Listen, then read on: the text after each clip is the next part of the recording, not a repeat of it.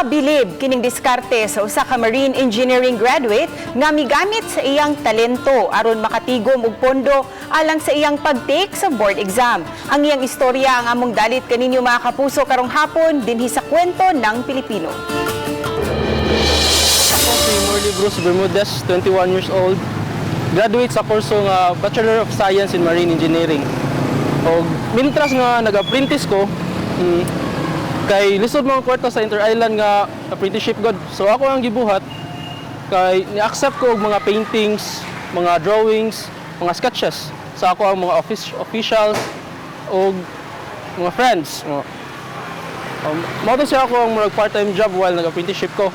O karon nga naug na ko sa ako ang sa barko nga ako gigikanan, naay nag-recruit ako diri nga sa kani nga school sa Pusok National High School nga mag-mural daw ko sa ilaha karon.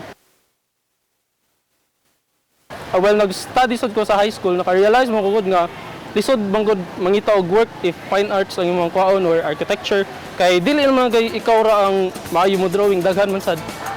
Mao na siya akong choice na lang kay ganahan man sad ko og mga machineries, mga inana.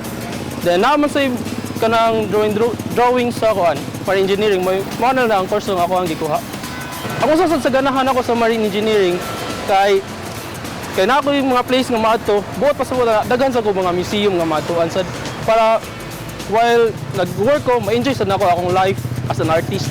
Kung ganahan mo sa arts, ipadayon gyud ninyo, ay mo kahadlok og pa-experiment, ay mo kahadlok og try ug bisag-unsa. Kung ganahan mo mag-arts, sige, ipadayon na.